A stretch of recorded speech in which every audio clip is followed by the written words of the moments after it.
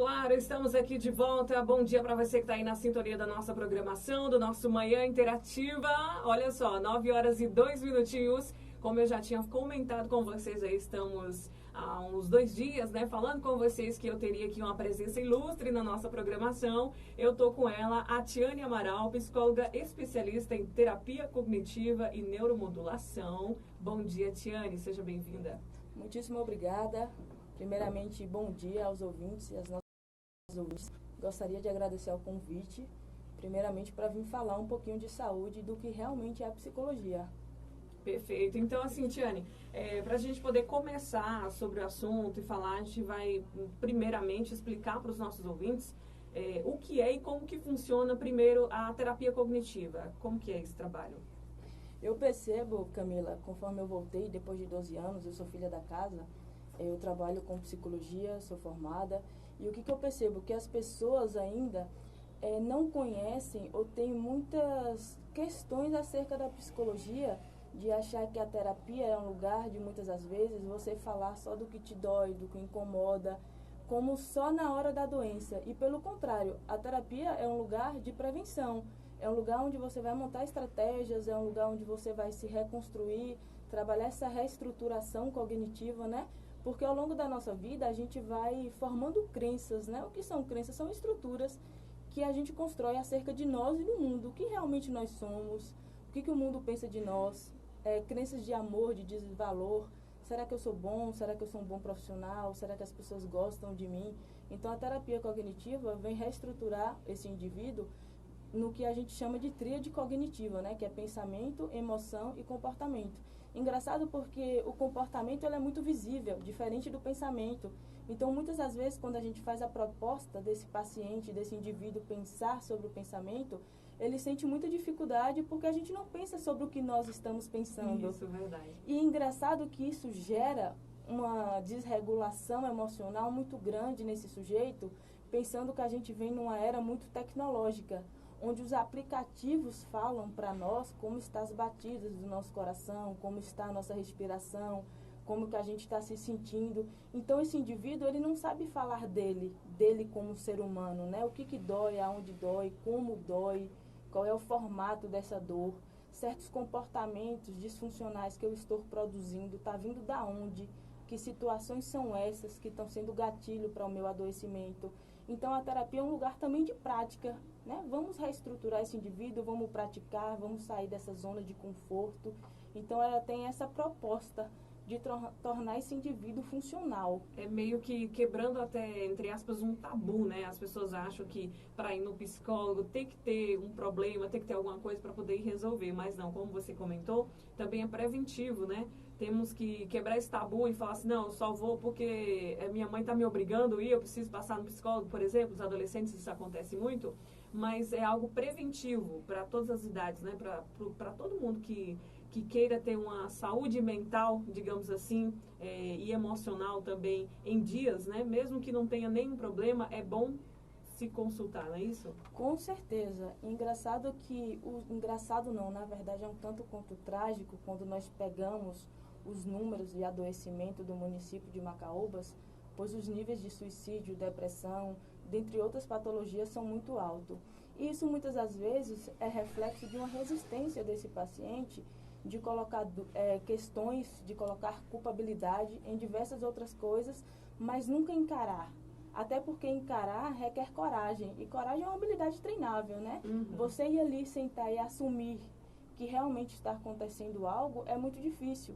Mas o bom da terapia é que ele é esse caminho que o terapeuta e o paciente caminham juntos, né? Vamos ver o que realmente está provocando esse sofrimento, vamos pensar na saúde emocional, não no viés da loucura. Nós precisamos desconstruir o que é loucura, até porque todos nós estamos num processo de adoecimento, né? Porque tem estudos que mostram que, inclusive, o próprio celular tem radiações que emanam diretamente para o nosso cérebro. Então, nós estamos suscetíveis ao adoecimento e também vulneráveis e em fatores de risco. Então, o que nós precisamos fazer? Desse primeiro passo. Muitas das vezes a gente não gosta mesmo da terapia, a gente não gosta do terapeuta, mas não tem problema. A gente vai tentando até a gente achar um caminho para devolver a esse paciente o que é dele, que é uma saúde integral. Então, pensar em saúde mental é pensar também tanto em campos físicos como emocionais. Então, a gente precisa ver e reestruturar esse indivíduo para que ele se sinta bem, tanto a nível familiar, tanto a nível social, tanto a nível de trabalho, dentre tantas outras questões que vêm sendo motivos de adoecimento. Exato, assim, talvez a pessoa em questão, ela vá fazer uma consulta, vai numa primeira consulta e acaba assim não se sentindo confortável, digamos assim, não se sinta confortável em primeiro momento em se abrir, né? Que muitas pessoas têm essa dificuldade em se abrir e falar dos seus sentimentos, dos seus problemas, como você falou. Em princípio tem que ter sim a coragem, mas a gente precisa do primeiro ato. Eu falo porque eu já vi casos específicos de pessoas que vão nas primeiras consultas e depois não vão mais. Porque, eu não gostei, eu não me senti à vontade, eu expressei algo que eu não expresso para ninguém, e não me senti à vontade, se toda vez for assim, eu não vou mais. O que você pode falar para a gente? Como que funcionaria para que acalme-se mais essa pessoa, para que ela possa continuar fazendo tratamento, indo nas consultas, para poder ajudá-la de certa forma, né?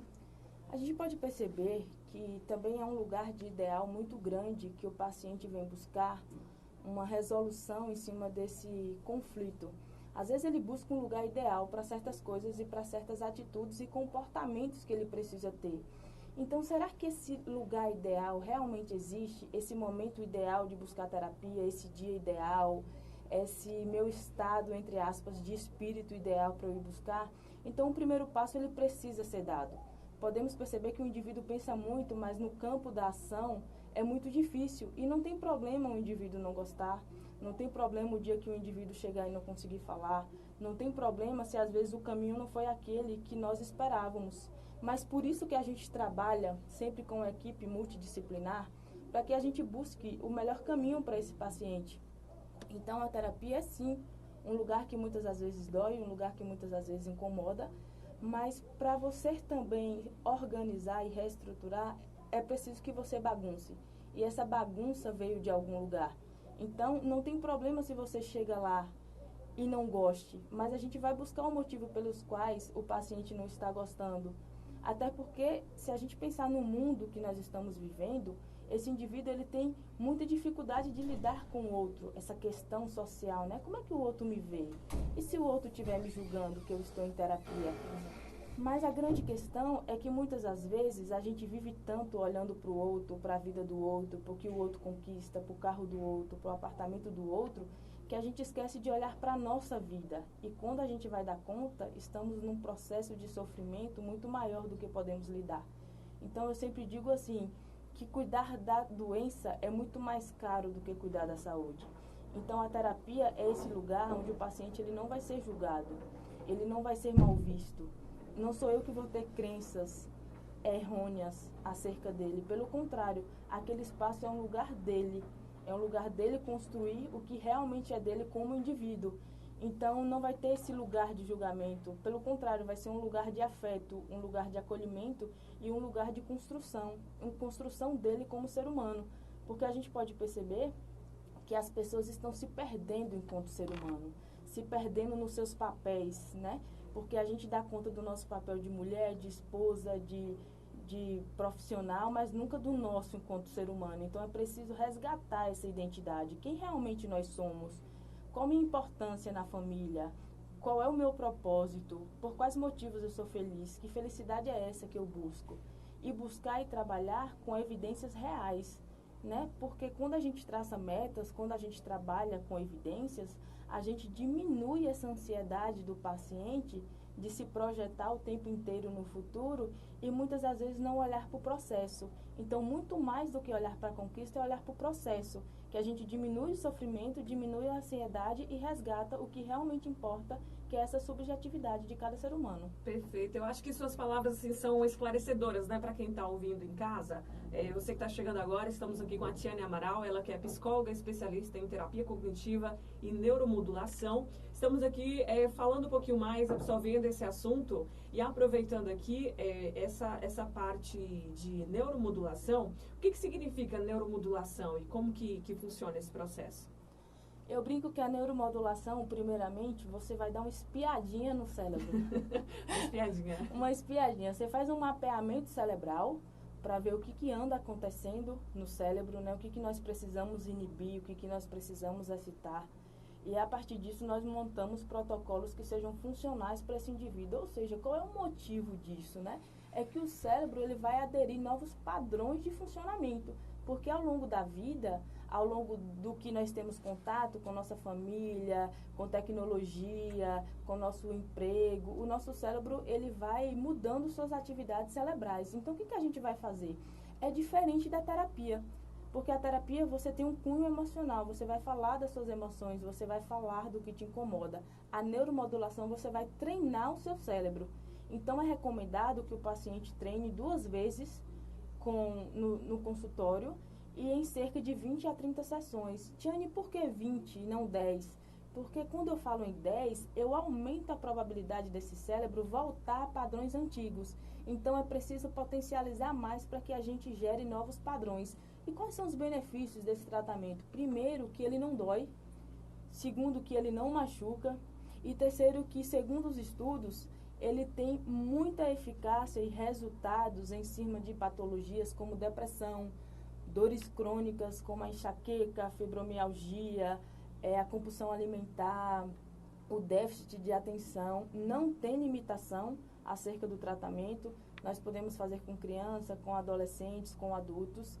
É super lúdico, porque o paciente fica jogando, entre aspas, um joguinho, que são pelos comandos cerebrais, e eu, como terapeuta, recebo a funcionalidade desse cérebro, e a partir disso a gente vai modulando e dando novos padrões a esse cérebro. Então, a gente devolve uma funcionalidade a esse sujeito. O que é funcionalidade?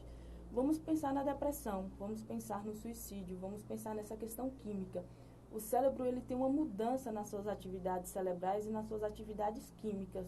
Por exemplo, quando a gente bebe, quando a gente toma uma medicação, ele tem um viés de regularizar essa questão química, regularizar essas ondas. Só que ao longo das nossas vidas, essas ondas vão mudando por diversos adoecimentos, às vezes porque usamos substâncias, às vezes porque estamos adoecido mesmo por conta da patologia. Então, esse equipamento, ele vem para modular esse cérebro e, a partir disso, devolver novos padrões, ou melhor, adquirir novos padrões.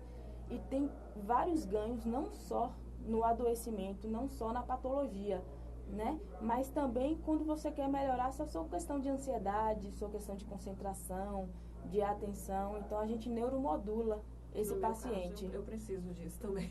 Estamos à disposição. Então, assim, aproveitando que você está falando sobre a neuromodulação, você comentou aí sim sobre os benefícios. Para o pessoal que está ouvindo em casa, eu gostei desse assunto, assim, por mais difícil que seja para mim, eu quero tentar, eu quero fazer. Como é que a pessoa faz para ter esse contato contigo? Para quem não sabe, eu estou atendendo na Clínica de Estética e Terapias, conhecida como SET, fica no fundo do palco. Estou à disposição, a marcação é comigo ou pelo Instagram da clínica. Para quem não sabe, meu Instagram é Tiane Amaral, o da clínica é SET.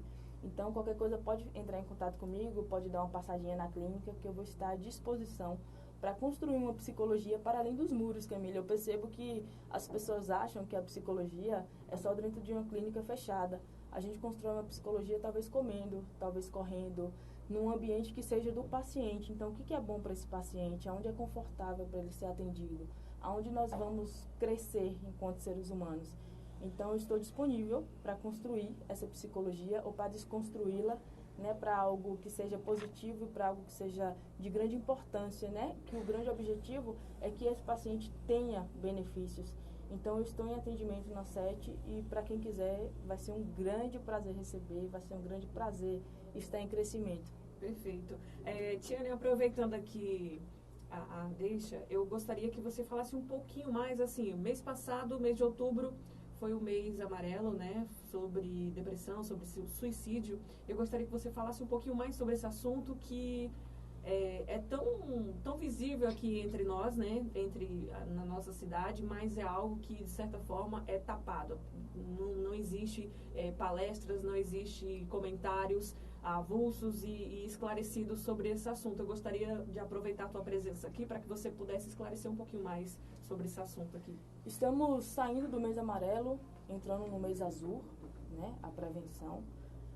E é muito importante quando a gente fala de prevenção, Camila, porque quando a gente fala no Setembro Amarelo, as pessoas acham que o suicídio e a depressão é um caminho linear, que há uma causa muito objetiva. Só que hoje a gente vive em sociedade, né? Então hoje nós somos um indivíduo biopsicossocial e cultural, e também espiritual. Então nós temos diversas influências que nos constituem enquanto ser humano. Então, pensar no suicídio também é pensar em famílias que hoje apresentam de formas atípicas, mas também é pensar nesse indivíduo que vem se perdendo ao longo da caminhada, é pensar que tem uma influência biológica, uma influência psicológica, uma influência química. E as pessoas acham que o suicídio é simplesmente cometer um ato naquele momento, e pelo contrário, o indivíduo vem passando por um processo de sofrimento que tem causas múltiplas. Só que a grande questão é que nós procrastinamos muito quando falamos de saúde. Tenho certeza que diversas pessoas que estão nos ouvindo já sofrem há muito tempo ou estão em sofrimento, mas poucas são as pessoas que procuram ajuda. Então, por qual motivo procurar ajuda só no setembro? Por qual motivo falar de suicídio, depressão e de saúde mental só em setembro? Por qual motivo falar da saúde do homem só em novembro? E os dados são alarmantes porque o Brasil, ele estava em 15º a nível de depressão, nós caímos para o 5º país mais depressivo do mundo. Em termos de ansiedade, nós somos o país mais ansioso do mundo. Isso quer dizer que nós estamos em sofrimento psicológico muito mais do que países que estão em guerras. E para estar em sofrimento, eu não preciso só estar no meio de um bombardeio. Pelo contrário, o sofrimento interpessoal e subjetivo, ele perpassa qualquer outro sofrimento, porque acomete na nossa vida, como mãe, como filha, na nossa questão alimentar, no nosso sono. O sono é um viés que nós precisamos falar muito e reestruturar muito esse sujeito, porque o sono, ele comete diversos adoecimentos. Então, como que esse paciente dorme?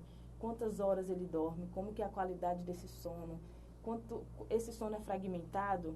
Até isso influencia, né, Tiane? Completamente, até para a funcionalidade da terapia e da medicação, porque acomete até no comer do paciente. Se eu estou em sofrimento, eu vou comer mais, porque tem algo emocional que eu não me dou conta. Então, algo imediatamente precisa me satisfazer. Que algo é esse? Talvez um açúcarzinho. E açúcar é outra questão, porque o açúcar, ele é considerado a cocaína do momento. Né? O açúcar, ele dá um prazer muito imediato no cérebro. E o que acontece? De tanto que ele dá um prazer, o indivíduo quer mais. Mas esse açúcar reverbera em diversas outras coisas. Nós temos pacientes que chegam com quadros de possíveis déficits de atenção, que é o TDAH e hiperatividade. Quando a gente vai ver, são os açúcar alto. Quadros depressivos, o açúcar. Eu estou querendo dizer que o açúcar, ele é o motivo principal do adoecimento? Não, mas ele é uma causa muito pontual que nós precisamos ver. Então, assim, o que esse indivíduo come? Come para suprir algo emocional ou come para suprir algo fisiológico? Então, falar no Setembro Amarelo é entender que é muito mais do que um mês de prevenção. É um mês que a gente precisa estender de forma temporal, né? Para além desse sofrimento que muitas das vezes gera outras patologias. Por quais motivos é tão difícil a gente dar um diagnóstico ao paciente? Lembrando que quem dá o diagnóstico é o médico e o psicólogo dá uma sugestão diagnóstica. É que as patologias hoje, elas são muito associadas. O indivíduo está num sofrimento tão grande, há tanto tempo, vive num ciclo tão adoecedor, que é esse ciclo social, que de uma patologia desenvolve outras patologias. Outro número alarmante são em relação ao suicídio. De 10 suicídios, 8 são de homens. Por qual motivo? Porque nós não temos o hábito de falar do homem.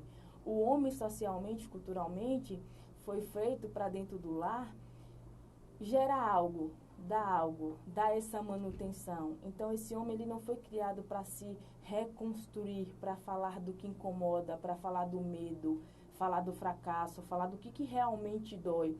Isso é de grande importância, porque o indivíduo começa a não transformar numa doença física, o que é de um cunho emocional. Então, falar dessas coisas que dói, como medo, fracasso, ansiedade, não é fraqueza. Pelo contrário, você está vendo o que diminui sua probabilidade de conquistas enquanto ser humano. Então, a gente precisa falar, sim, desses caminhos que parece que vão nos desviar dos nossos obstáculos para que a gente chegue lá na frente com a qualidade que a gente precisa chegar.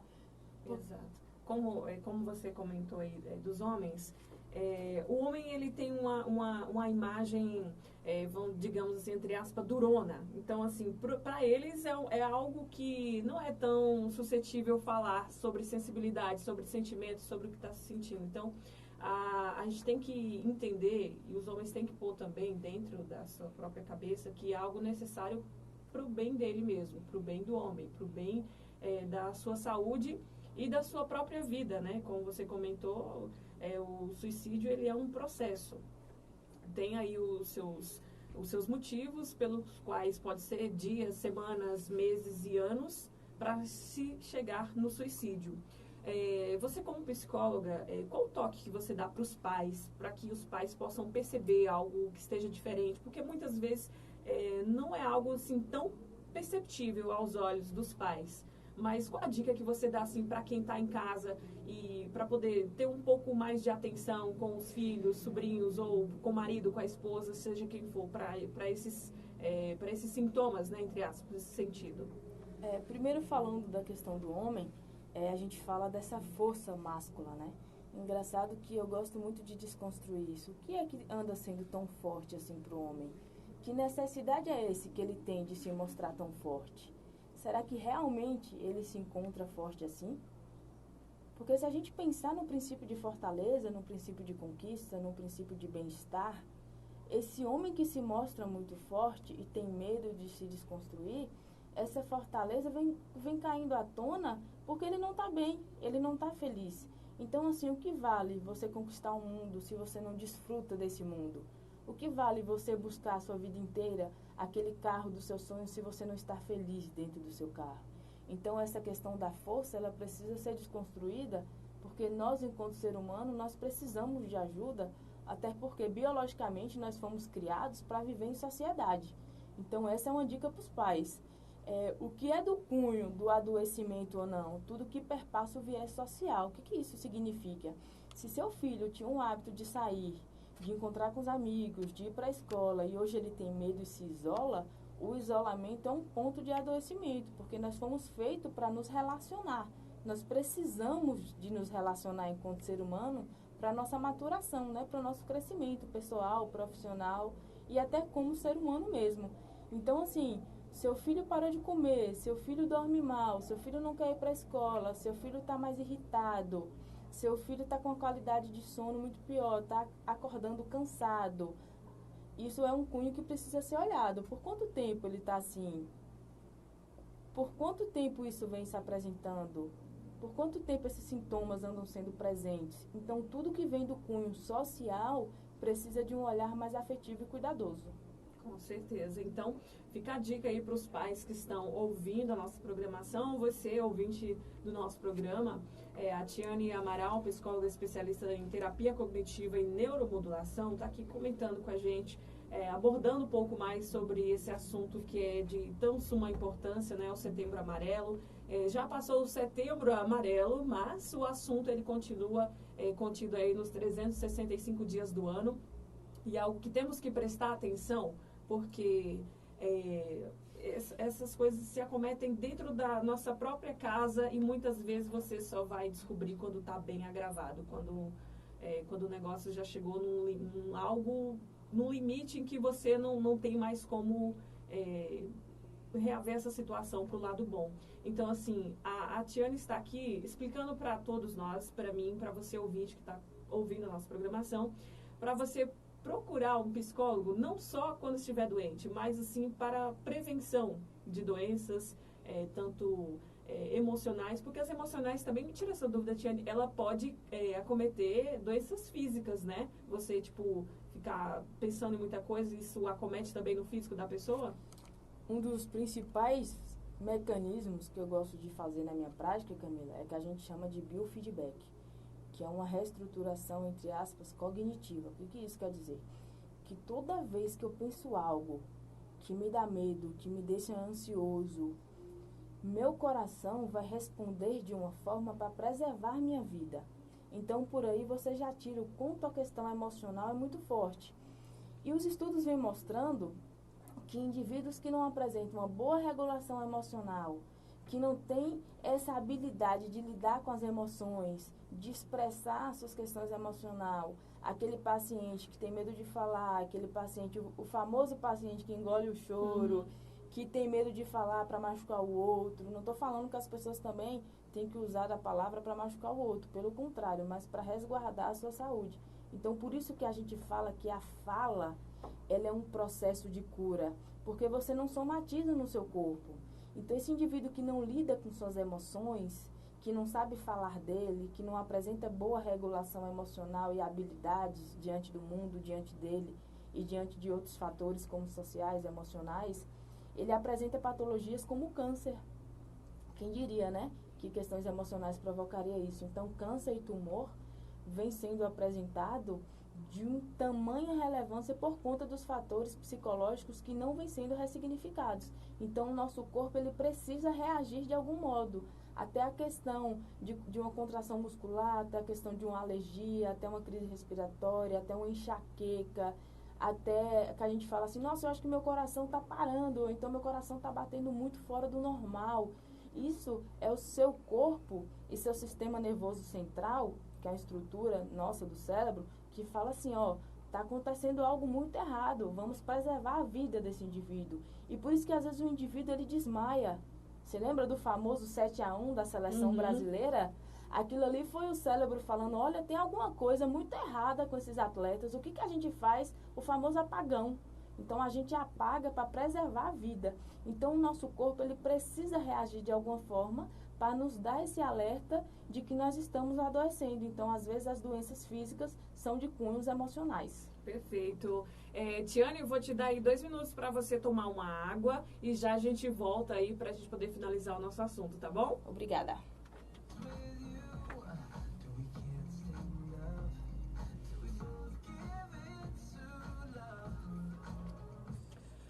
E olha só, pessoal, você que está aí curtindo o nosso programa, obrigado pela sua companhia e falando com você aqui sobre o médico oftalmologista, doutora Lanjuba de Brasília. Comunica a todos os pacientes que estará atendendo, realizando exames de vista completo, medindo a pressão dos olhos, mapeamento de retina e pequenas cirurgias. No dia 4 de novembro, segunda-feira, ele estará em Bipitanga, no seu consultório na Avenida Clériston de Andrade. No dia 5 de novembro, terça-feira, estará em Macaúbas, em frente ao Salão Sorriso. Então, marque já sua consulta pelo telefone 99105-7882.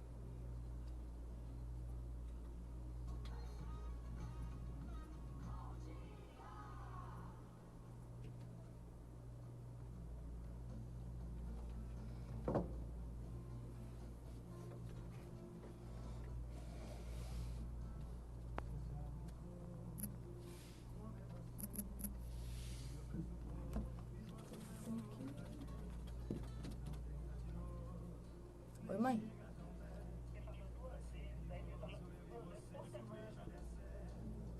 Uhum. Tá bom. Tchau.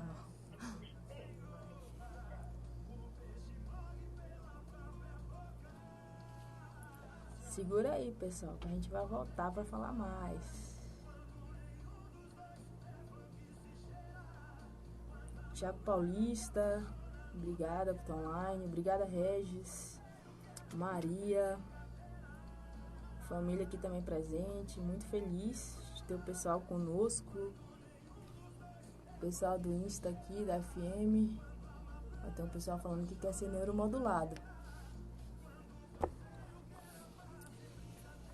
Oi, pessoal. Que bom que vocês estão gostando, estou muito feliz. Estou à disposição para quem quiser ser neuromodulado, para quem quiser conhecer. 2 vezes por semana, tá? O tratamento dura até 20 a 30 sessões. É muito bacana. Desconstrói aquele padrão, sabe? Médico que a gente tem medo de entrar, sala branca. Vai lá que eu tô prontinha para receber vocês. Ah, que coisa boa. O pessoal aqui falando de saúde. Boutique, Rita, Vanderlei. Oi, Tati, tudo bem? Oi, Pati, Marcos, toda uma galera aqui online, tô muito feliz. Gonçalves Bike, verdade, por isso ser feliz. É importante ser feliz, verdade. Precisa buscar isso aí, que é o que vale, né? Nosso propósito, quanto sujeito, porque viver uma vida sem felicidade não dá. Romário, Santana. Nós vamos voltar para a gente poder. Fica à vontade, viu? Vou te liberar. Você pode falar o que você tiver sobre o assunto.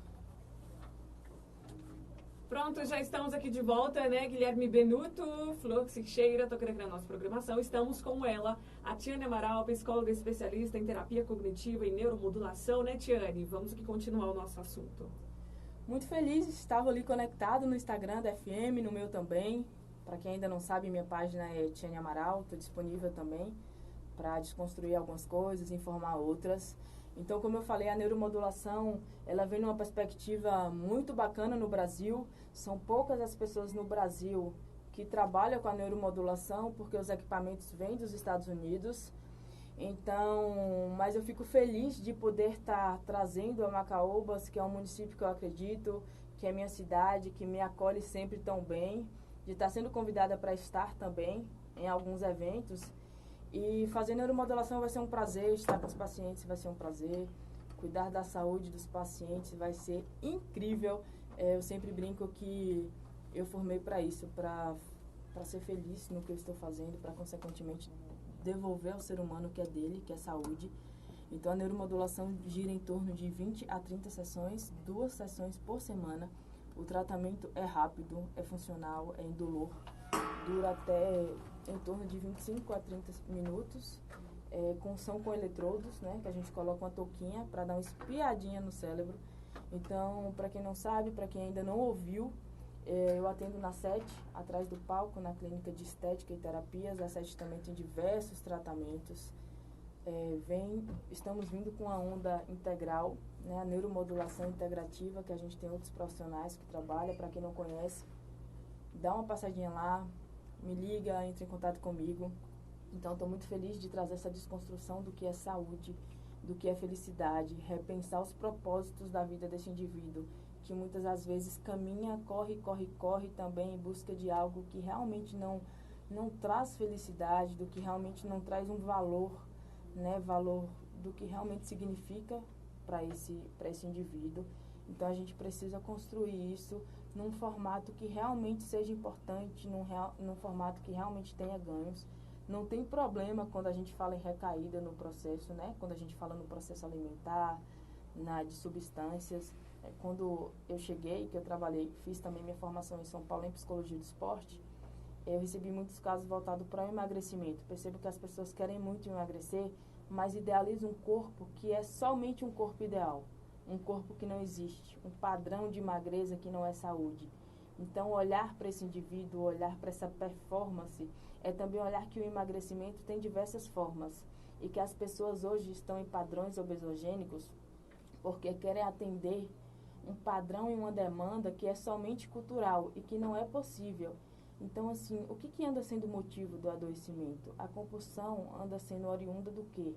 E vale salientar que a compulsão é diferente do excesso. Excesso é quando você vai no rodízio de pizza, quando você vai no rodízio de massa, quando você vai e come um cachorro-quente, 10 pizzas. Isso é um exagero, né? Já é diferente da compulsão. A compulsão ela é uma patologia que acomete a vida social. O indivíduo ele tem vergonha de comer na frente do outro. Por isso que é, entre aspas, claro, normal o paciente que abre a geladeira e come tudo à noite. Porque ele tem vergonha da forma como o outro vai olhar para ele, do que o outro vai dizer. Então, a compulsão, ela tem que ser considerada compulsão quando ela atende certas demandas de compulsão, desse comer transtornado durante 3 a 4 vezes na semana. Quando ele tem também esse viés social, o indivíduo ele se isola para poder comer mais e ele para de ter vínculos também sociais, porque a partir do momento que ele se isola, muitas das vezes ele fica sozinho em casa, então a casa é esse lugar que ele come. Mas a comida virou esse cunho de afeto, né? Qual o significado que essa comida tem? A comida me faz feliz. Isso é uma questão. O que precisa nos fazer feliz são outras coisas. Agora, se eu só me reúno para comer, se eu só sou feliz comendo, precisa ter um olhar mais cuidadoso para isso.